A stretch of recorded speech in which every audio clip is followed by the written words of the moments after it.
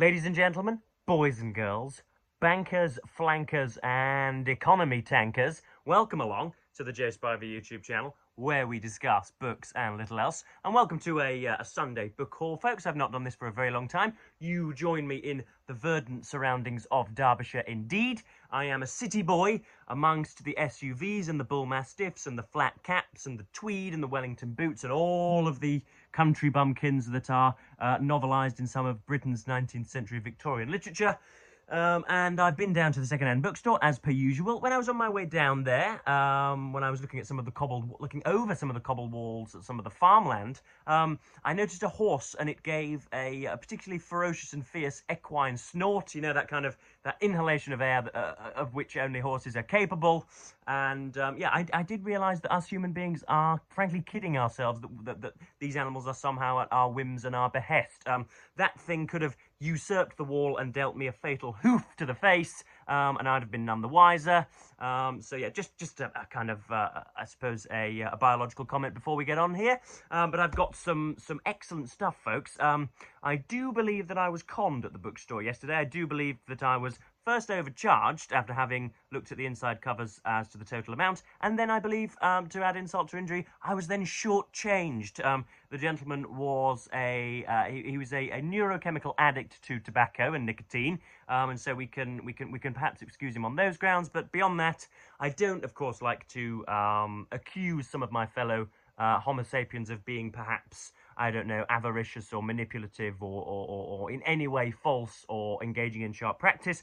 But indeed, I do believe he conned me. I'm not going to give out the destination or identity of the bookstore because, of course, my followers will then go and lynch the bugger, and then I'll have an incitement to violence on my hands. But anyway, let's stop chuntering and let's get into this. So we have, first of all, I've tried to order these as I say, in a rough approximative order. So we're a little bit all over the place, but yeah, I've essentially gone for smallest first. They're in a kind of house of cards stack here next to me. We've got, first of all, a Fontana Modern Masters McLuhan by Jonathan Miller. So if any of you guys are around in what looks to be the 70s or the 80s perhaps, and you remember when these were printed, Fontana Modern Masters, obviously this is Marshall McLuhan by Jonathan Miller. If one is allowed to have a favourite neuroscientist, then Mr. Miller is mine. I would recommend any of you vile xenophobes that vote for the Reform Party, go and view Jonathan Miller's interview with Enoch Powell, and you will find yourself dissuaded from that ruinous cause. But yes, this was £3.50. McLuhan, of course, famous for his... I don't know whether he is famous anymore. If you went into an undergraduate seminar room and said Marshall McLuhan's name, they wouldn't know him from Mr. Whippy or Home of the Whopper. But he is somebody who was famous for essentially predicting the web interface and bidirectional digital media. His phrase, the global village, and the medium being the message, rings true today, I do believe. Obviously, it's got its weaknesses and its shortcomings and its oversights, but it's very good. And Jonathan Miller's stuff is something that I've enjoyed reading in the past. So yeah, a very, very multifaceted man. He was obviously a writer and a decent debater, but also a theatre critic, actor, a playwright. So yes, many strings to the bow. A bit polymathic, and yeah, we're a fan of a jack of all trades on this channel. So that is McLuhan by Jonathan Miller. Next up, some light relief. Everything is kind of ostensibly very serious in this collection, shall we say.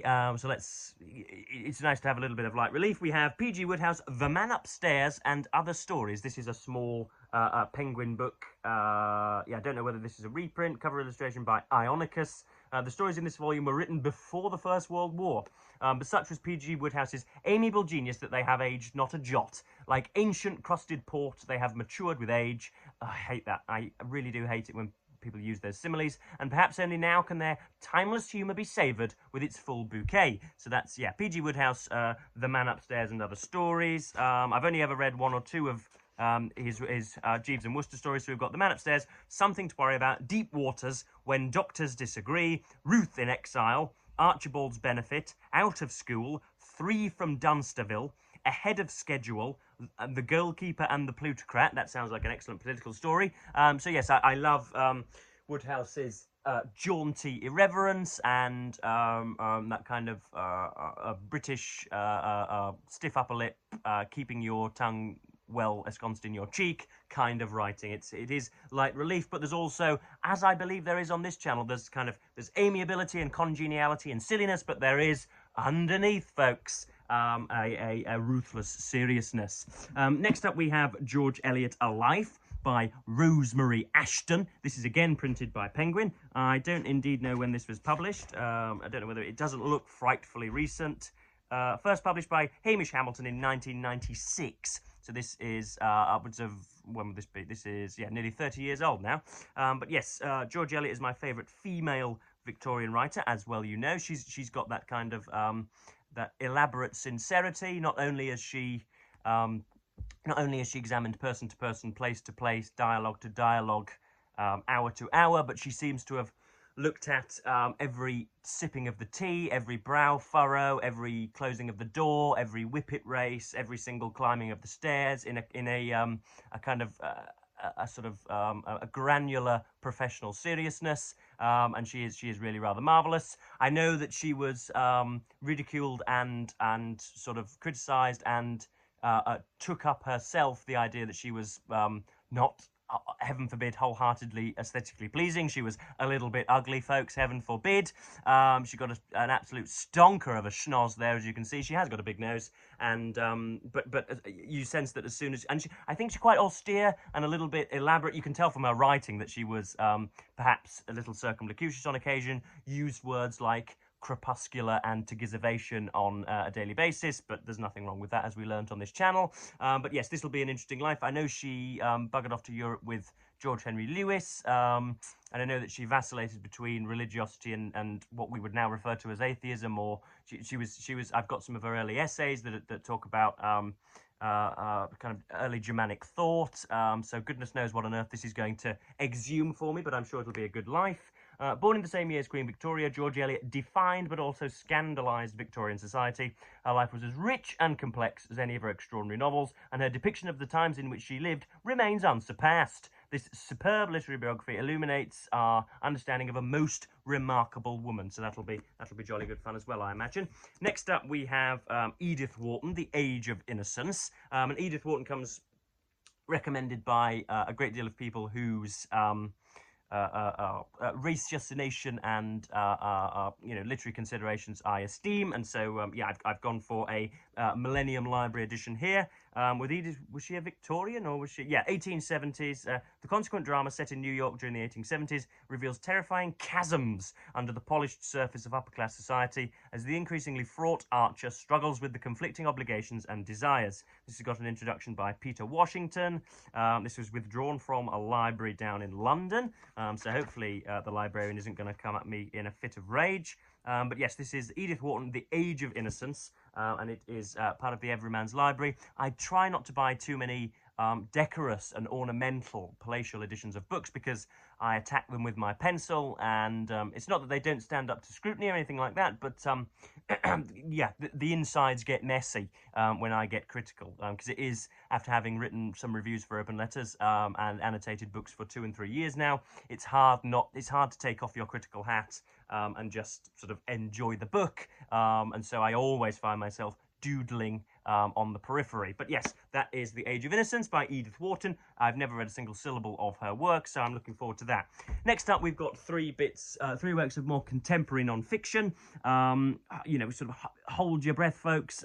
If you are sufficiently immature or not sufficiently mature as to countenance political disagreement, or to want some of your sacred cows stabbed in the heart, then I would probably close the video now, because I'm going to, I don't know, exert myself. So next up, this is Michael Wolff, who is the #1 Times best-selling author of Fire and Fury. This is Landslide, The Final Days of the Donald Trump Presidency. Now, I was, to my shame, I viewed it as a little bit of a, not a political inevitability, but I was kind of apathetic to Donald Trump's election in 2016. I certainly didn't think Hillary Clinton was capable of assuming a high office. But then again, by implication, I didn't believe Donald Trump was either. Then in 2020, I watched again with shameful kind of equivocations and indifference as Trump and Biden fought it out. And then, of course, on January the 6th of 2021,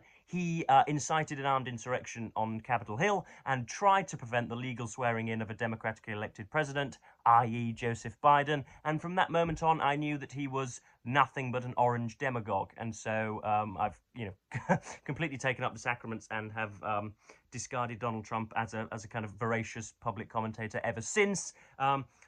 Of course, people always talk about nowadays Joe Biden's apparent senility and inability to walk up a kind of a flight of stairs, and therefore, by implication, saying that Donald Trump is some kind of wonderfully loquacious parliamentarian that can go on and on for 60 and 70 and 80 and 90 minutes talking about housing and the economy and the state of the nation, which of course he can't. He cannot complete a multi-clausal sentence without committing a tautology or a solecism or an atrocious character assassination. You couldn't really design somebody who is less fit for office, who is a bigger bombast and bloviate, who is the kind of apotheosis of the kind of the typical American chintzy, superficial cynicism, and that is exactly what Donald Trump epitomizes. And so yes, this is going to be very interesting. The final days of the Trump presidency, where I believe he called for the death of Mike Pence and called for many Republican governors to essentially just hand him the votes in their states when he hadn't won those votes, which is almost the kind of it's the physical action of a fascist. But anyway, that's Landslide by Michael Wolff. I'm looking forward to getting through that. Next up, we have Daniel Dennett, Breaking the Spell. He is, of course, now famous for being one of the four horsemen of the atheistic apocalypse, alongside Sam Harris, Christopher Hitchens, and Richard Dawkins, whose work I am kind of indefensibly unfamiliar with. I really should get a grounding in them, given that most individuals of my demographic, young adrenalized young men, have you sort of lionized them and put them on an intellectual pedestal. I ought to acquaint myself at least with some of their work. So I've got Breaking the Spell, Religion as a Natural Phenomenon. So the inside cover was what got me.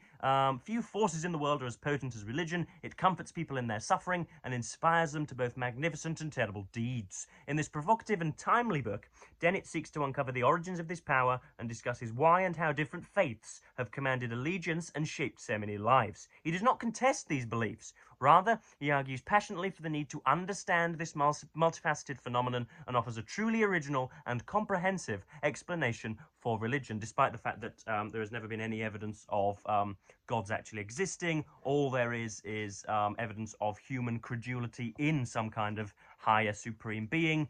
There's never been there's no photographs, there's no Jesus rising from the cross. There are no markings on the wall. There is no evidence of anything supernatural beyond our reckoning. So he's not going to challenge that. But I don't really know what Dennett's going to do in this book. He's written an awful lot, according to the inside cover. But I am really looking forward to this. It looks a little bit hefty, but the text isn't actually as large as you might think. I'm looking forward to getting into Dennett. I think, I'm not sure, but he's the most readable and kind of, he's certainly the most self-effacing of those four horsemen. Obviously, Christopher Hitchens is in his grave because he was a tobacco addict, much like my crafty bookseller.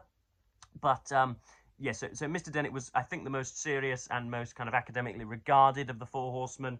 Richard Dawkins is now engaging in Twitter spats with Jordan Peterson, so he's long since gone down in my estimation. But yes, that's the penultimate book for this collection. That is Breaking the Spell by Daniel Dennett. He is one of the four horsemen, isn't he? Or have I completely made that up? I'm almost certain that he is. And then last but not least, certainly last but not least, this is my favourite of all my haul. This is Britain Since 1918, The Strange Career of British Democracy. Now, this does not go up to the kind of Ray Cooney farce that has bedeviled British politics in the recent years. When did this go up to? This goes up to 2008, right up at the financial crash, the subprime mortgage collapse of 2007 and 8. So we've got, this is a gorgeous cover. We've got Gordon Brown, Tony Blair, John Major, Margaret Thatcher. I'm going to struggle now. We've got, that looks like Clement Attlee. That's obviously Churchill. I want to say Harold Macmillan, but I don't think that is Harold Macmillan. Then on the back we've got Ted Heath.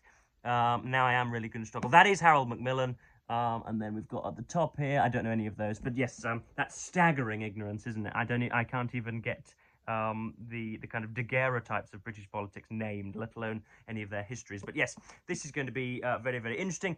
This enthralling study tells the story of democratic politics in Britain since the coming of universal male suffrage and partial female suffrage in 1918, as well as suggesting traditions and identities beyond the conventional division between left and right. It is a compelling narrative of modern British politics. Again, telling me in the bottom corner that this retailed at £25 in the UK, published by Orion Books, and I picked it up for £5 at the Emporium. So yes, Britain since 1918, the strange career of British democracy. Of course, this will have been, this was published at a time when, was Boris Johnson even a parliamentarian as part of the Parliamentary Conservative Party? I'm not sure. He may have been. He may have been for South Ruislip. He was certainly, I think he was the editor of The Spectator. All of the kind of the Brexit-induced farce that has come about in British politics since then was not known to David Marquand. So it'll be interesting. Inevitably, the postscript will